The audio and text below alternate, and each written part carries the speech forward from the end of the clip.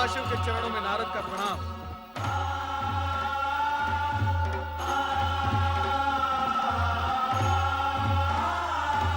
आपकी साधना में व्यवधान डालना मेरे लिए उचित नहीं, किंतु विषय की गंभीरता और महत्व को देखते हुए मुझे धृष्टता करनी ही पड़ी।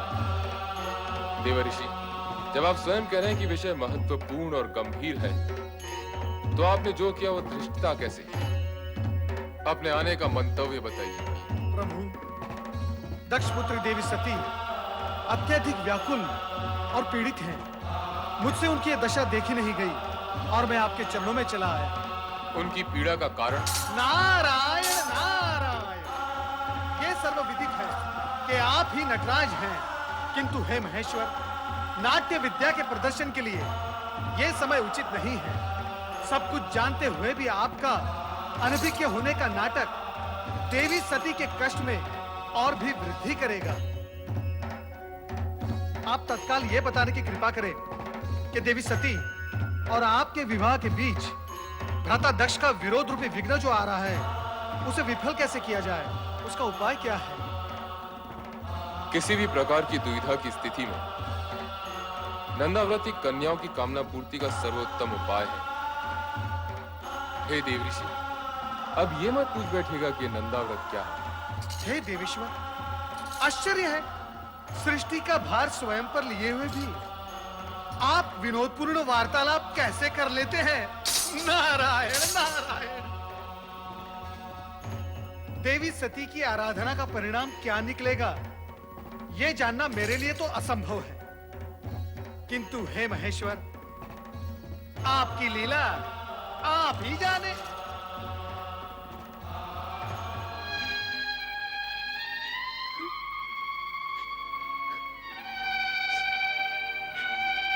मेरी श्रद्धा, भक्ति, प्रेम, पूजन में न जाने कहां और क्या कमी रह गई है, जो मेरे आराध्य तक मेरा स्वर नहीं पहुंच रहा।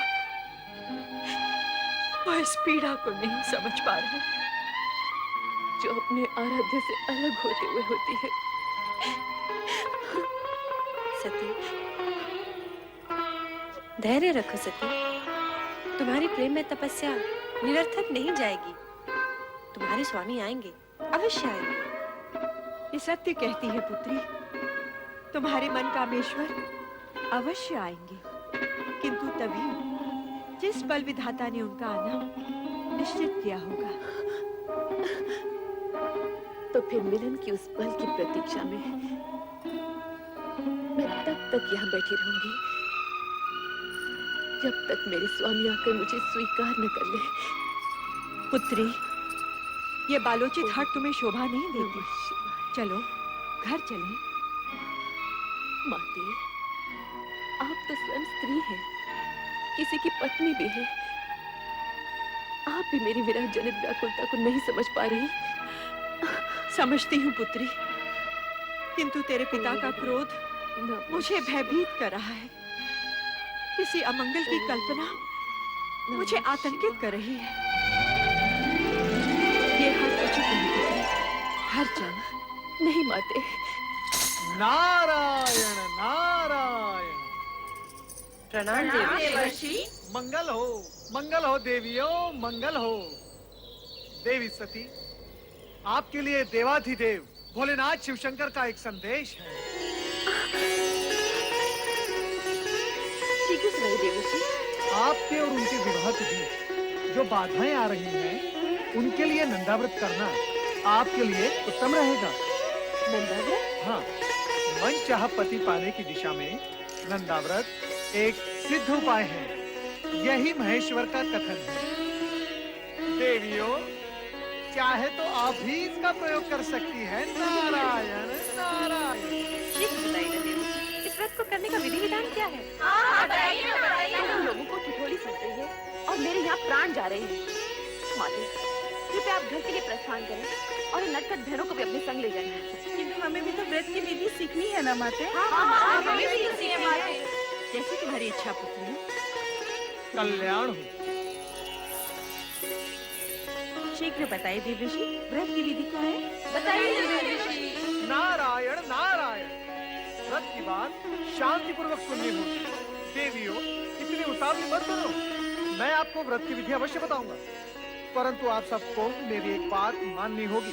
वो क्या देवऋषि? सबसे पहले देवी सती नंदा व्रत करेंगी और इनका व्रत पूर्ण होने तक आप सब इनकी हृदयपूर्वक सहायता करेंगे और व्रत की विधि का इन्हें स्मरण कराते रहेंगे, क्योंकि ये व्रत 1 वर्ष में पूर्ण होगा और 1 वर्ष तक तिथियों के अनुक्रम से विविध सामग्रियों से आपको भगवान महेश्वर का पूजन एवं स्मरण करना होगा।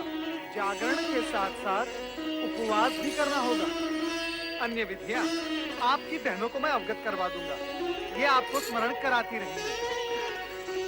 मुझ पर आपने जो उपकार किया है उसके लिए मैं सदा आभारी रहूंगी देवऋषि।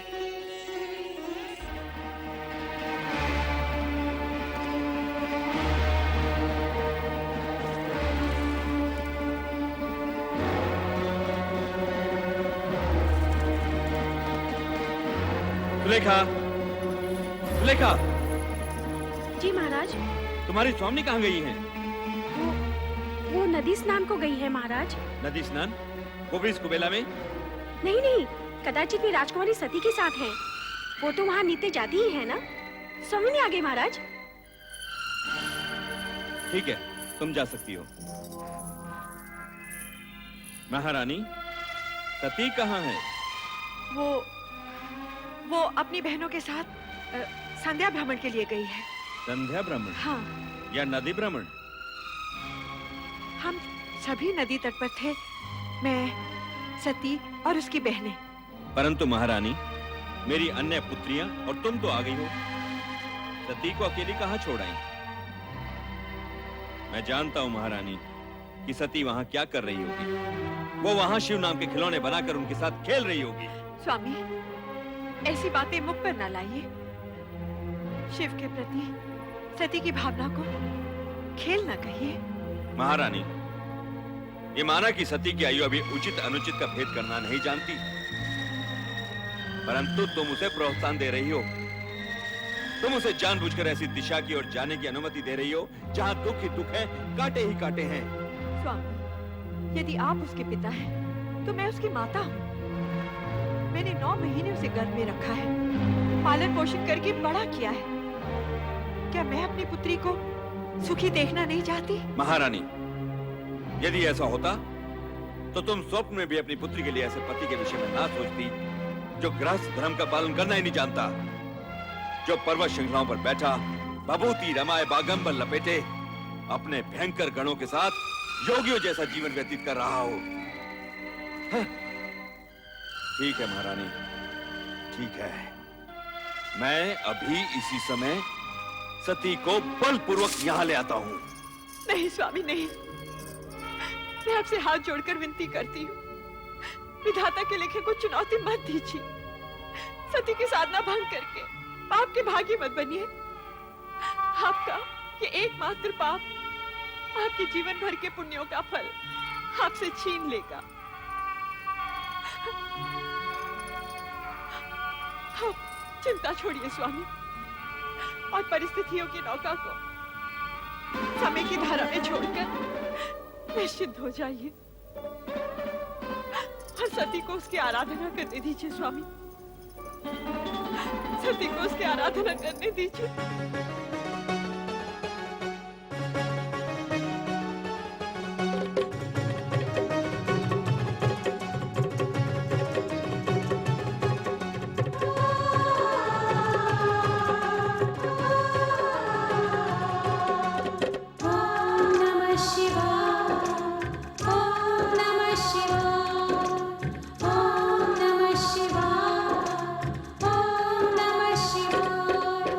नंदा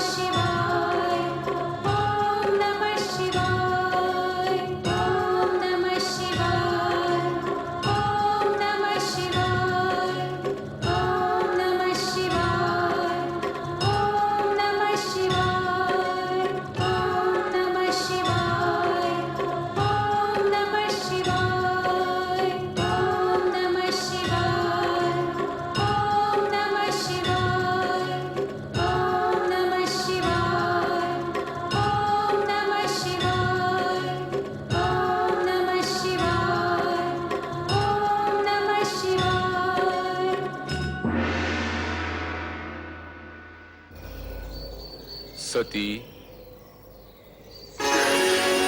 प्रभु आप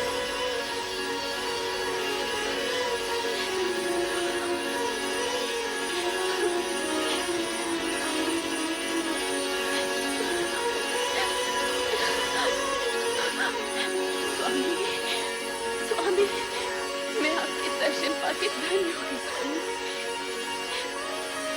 उठो दक्ष पिता।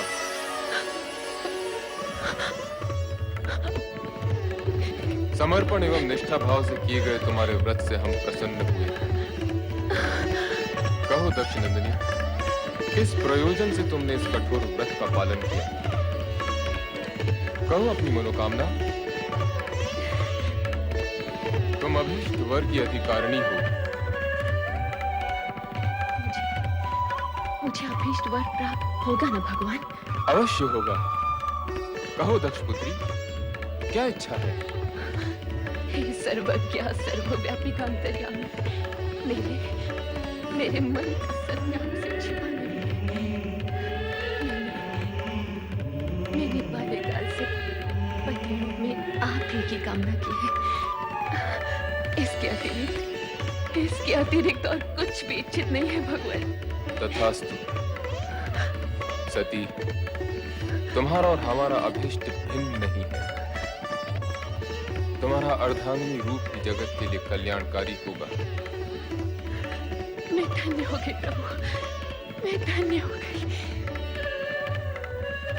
मेरे अभीष्ट और अपने वरदान की पूर्ति के लिए प्रभु आप शीघ्र ही मेरे पिताश्री से इस संबंध को निश्चित कर विवाह का आयोजन करें। ऐसा ही होगा प्रिय।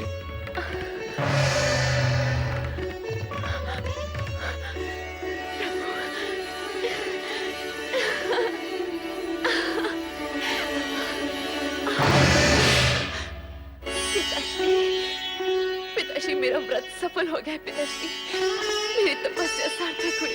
सती, अपनी चेतना में लौटाओ। पिताश्री, मैं तो पूर्ण रूप से चेतन हूँ।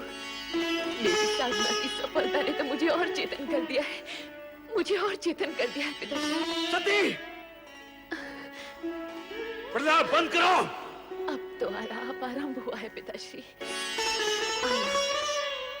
दिव्य सुर और मधुर झंकार से पूर्ण आलाप। भगवान शिव ने मुझे अर्धांगिनी स्वीकार करने का वरदान दिया है पिताश्री। मुझे वरदान दिया है, मुझे वरदान दिया है। वरदान? तुम्हें अर्धांगिनी बनाने का? हाँ? क्या उस भस्म लिप्त देव को हम अपना जामाता बनाएंगे? कदापि नहीं, कदापि नहीं सती।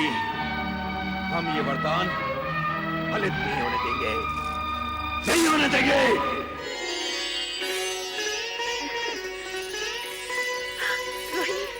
सती, तुम कुछ कहो न कहो, तुम्हारे खिले खिले मुख की एक एक रेखा ये उद्घोष कर रही है कि तुम्हें तुम्हारा मनमीत मिल गया है। जल्दी बताओ ना सती, नंदाव्रत का प्रयोग तो सफल हुआ? शीघ्र बताओ ना सती, फिर हम भी अपने मनचाहे पति को पाने का प्रयास आरंभ करें। हाँ, मेरा व्रत सफल हो गया है। मेरे आराध्य ने मुझे दर्शन दिया और कहा वे शीघ्र ही मुझे पत्नी रूप में वरण करेंगे। परंतु सती, पिताश्री इस विवाह के विरुद्ध है। कहीं ऐसा ना हो। शिव जी का वचन मिथ्या नहीं होता बहन।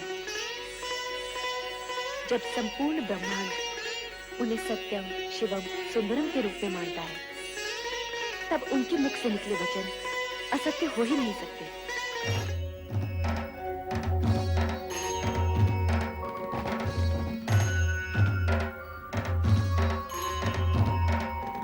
सत्य और सुंदर स्वरूप भोलेनाथ, श्री शिव शंकर के चरणों में ब्रह्मा का प्रणाम। कैलाश में आपका स्वागत है ब्रह्मा जी। आपके लिए एक शुभ समाचार है। दक्ष पुत्री और आपकी पौत्री की तपस्या से प्रसन्न होकर मैंने उसे अपनी पत्नी बनाने का वचन दे दिया है। अपने और मेरे बीच इस नवीन संबंध के जुड़ने की सूचना देकर आपने मेरा मन प्रसन्न कर दिया प्रभु। मैं आपका अति आभारी हूं। इतना अधिक भी प्रसन्न मत होइए ब्रह्मा जी। कहीं ऐसा ना हो कि आपकी प्रसन्नता आप तक ही सीमित रह जाए। आपके कहने का तात्पर्य क्या है सदाशिव? आपके पुत्र दक्ष प्रजापति का मन मुझसे विमुख है। इस विवाह के लिए उनसे स्वीकृति लेना अब आपका ही उत्तरदायित्व है। आप निश्चिंत रहिए शिवशंकर जी, वैसा ही होगा जैसे आपकी इच्छा है। आपने मेरी पौत्री को अपनी जीवन संगनी के रूप में स्वीकार करके मुझे और सती दोनों को कृतार्थ किया है। मैं पुत्र दक्ष से स्वयं अनुरोध करूंगा और मुझे पूर्ण विश्वास है कि वो इस अनुरोध को आज्ञा मानकर इस विवाह के लिए अपनी स्वीकृति दे देंगे। नहीं, कभी नहीं। मैं अपनी पुत्री का विवाह उस बैरागी औघड़ शिव से कभी नहीं करूंगा। समस्त ब्रह्मांड की कोई भी शक्ति मुझे ये कार्य करने के लिए बाध्य नहीं कर सकती, कदापि बाध्य नहीं कर सकती, कदापि नहीं। पुत्र दक्ष, हाँ? पिताश्री, प्रणाम पिताश्री। आयुष्मान भव। समस्त ब्रह्मांड की शक्तियां जिस शक्ति को अपना आराध्य समझती हो, उन भोलेनाथ की आज्ञा का पालन तो तुम्हें करना ही होगा पुत्र। इस विवाह को तुम रोक नहीं सकते। पिताश्री, शिव प्रेम के दंश ने सती को तो बुद्धि भ्रष्ट कर ही दिया है, परंतु उसकी मां अर्थात आपकी पुत्र वधु वीरनी की भी मति हर दी है। पिताश्री, अब आप ही समझाइए इन माता पुत्री को। समझाने तो हम तुम्हें आए हैं पुत्र। इस विवाह में बाधक मत बनो, इसे हमारी भी आज्ञा समझो। ये आप कह रहे हैं पिताश्री? हाँ, ये हम। ये जानते हुए भी कि राजकुल में जन्मी पली बढ़ी आपकी पौत्री को इस विवाह से केवल कष्ट ही कष्ट होने वाले हैं। तुम्हारा ये सोचना सर्वथा अनुचित है दक्ष। तुम तो एक राजा, मात्र एक राजा। संसार के समस्त राजघरानों की वैभव संपदा को यदि तुम एक पलड़े में डाल दोगे, तब भी भगवान शिव के वैभव और उनकी गरिमा का पलड़ा उससे कहीं अधिक भारी होगा। परमपिता, यदि आपका कहा मान भी लिया जाए तो भी विधि के अनुसार मुझे सती की अन्य बहनों का विवाह पहले करना होगा। उसका विवाह तो तभी हो सकता है जब मैं तुम्हारा अभिप्राय समझता हूं, परंतु सती आदिशक्ति का अवतार है और शिव सती का विवाह विधाता का अटल विधान है। तुम्हारी इच्छा हो या न हो, तुम इसे रोक नहीं पाओगे। मेरा कहा मानो और सहर्ष इस विवाह के लिए स्वीकृति दे दो। स्वीकृति दे दो पुत्र। वत्स दक्ष, स्वीकृति दे दो, स्वीकृति दे दो पुत्र।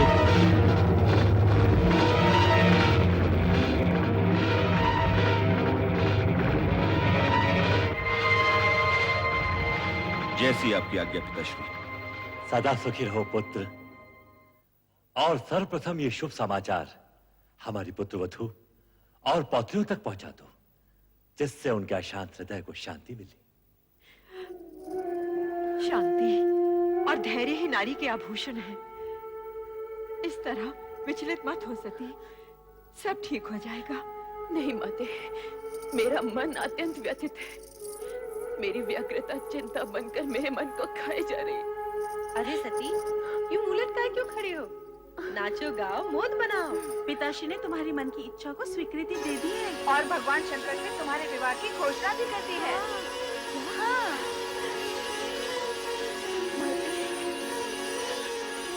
माते, ये क्या सती, जब तुम्हारी तपस्या का फल मिला तो तुम रो रही हो? माते, ये मात्र मेरी तपस्या तो नहीं, आपकी ममता और आपके प्रेम का भी फल है। यदि आप पिताश्री को अपने तर्कों से निरस्त न करती तो ये क्षण आने में न जाने कितने युग बीत जाते और आपकी पुत्री भोलेनाथ को पाने के लिए सदा सदा के लिए असमर्थ हो जाती। माते,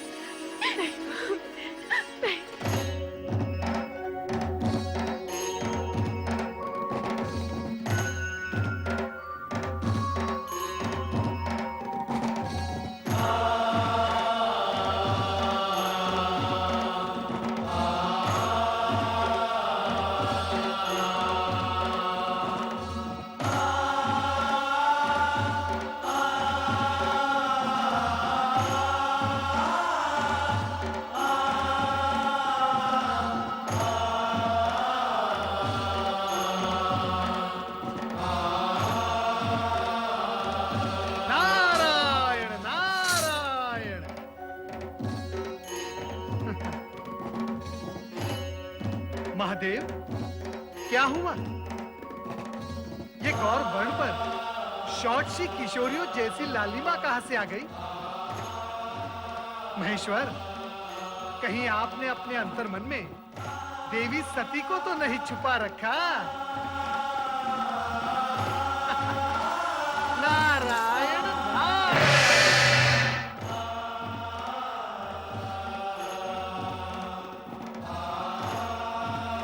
देवादिदेव महादेव के चरणों में शिव शंभु, उस दिन आपने मुझे एक शुभ समाचार दिया था। आज मैं आपको एक समाचार दे रहा हूं। मेरे पुत्र दक्ष प्रजापति ने आपके साथ अपनी पुत्री का विवाह स्वीकार कर लिया है। भगवान शिव शंकर की जय, देवी सती की जय, भगवान शिव शंकर की जय, देवी सती की जय। पुत्र नारद, अब मैं उत्तरदायित्व तुम्हें सौंपता हूं। ये सभी देवताओं को शिव सती विवाह में पधारने का आमंत्रण देता हूं। अवश्य, अवश्य परमपिता, अवश्य। मैं ये मंगल कार्य शीघ्र ही पूर्ण करूंगा। नारायण नारायण नारायण नारायण। ओम नमो भगवते वासुदेवाय। हे जगदीश्वर, हे भक्तवत्सल, इस अकिंचन नारद का प्रणाम स्वीकार हो। तुम्हारा मंगल हो नारद, कहो कैसे आना हुआ? परमपिता ब्रह्मा जी के आदेशानुसार मैं आपको शिव सती विवाह के लिए निमंत्रित करने आया हूँ। धन्य हो गए हम, यह सुनकर अति आनंद हुआ। प्रभु, सर्वत्र आनंद और हर्षोल्लास का वातावरण छाया हुआ है, परंतु आशंका ये भी है कि विवाह उपरांत ससुर जामाता अर्थात राजा दक्ष और देवादिदेव शिवशंकर के संबंधों में सुधार आएगा या नहीं? जीव या पदार्थ कोई भी हो, बड़ी कठिनाई से अपना स्वभाव छोड़ता है। अब विधाता के विधान गर्भ में क्या छिपा है, यह तो समय आने पर ही ज्ञात होगा। हे सर्वज्ञ, हे अंतर्यामी, सब कुछ जानते हुए भी आप अनभिज्ञ बन रहे हैं।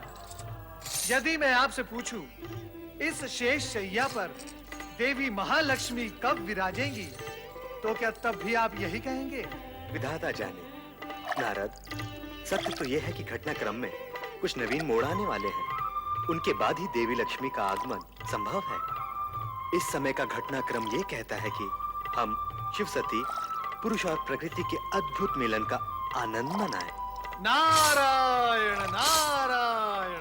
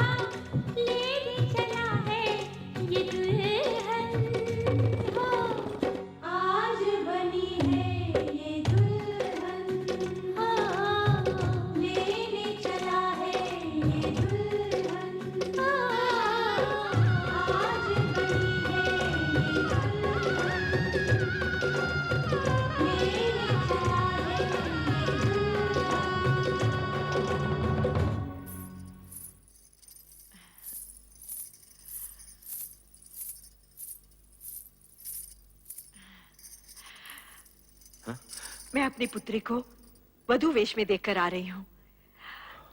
कितनी सुंदर लग रही है वो। उसके मुख की शोभा तो देखते ही बनती है। हे प्रभु, मेरी पुत्री का मंगल करना, उसे परम सुख और सौभाग्य देना। ये क्या, आपकी पुत्री का विवाह है और आप प्रसन्न नहीं?